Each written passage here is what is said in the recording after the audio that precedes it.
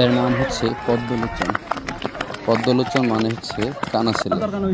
জন্ম থেকেই তার একটি চোখ নষ্ট, পরবর্তীতে তার যে দাঁত গজায় সেটাও একটা, এর জন্য এর নাম হচ্ছে পদ্মলোচন। প্রতিবন্ধী হলে এই হাতি এই শেরপুর অঞ্চলে বিচরণকারী হাতিদের মধ্যে সবচেয়ে বিচক্ষণ।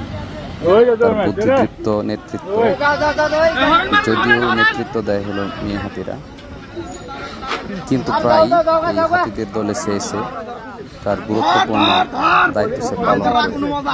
হাতির পালদেরকে কোথাও খাবার আছে কিনা সেটা সন্ধান দেওয়া, ছোট বাচ্চাদের প্রত্যেক দেওয়া, বিশেষ করে তাদের পালের কেউ যদি বা কোনো হাতির বাচ্চা আক্রান্ত হয়, পরবর্তীতে কিন্তু সে একাই এটা একটা প্রতিশোধ নিয়ে সারে।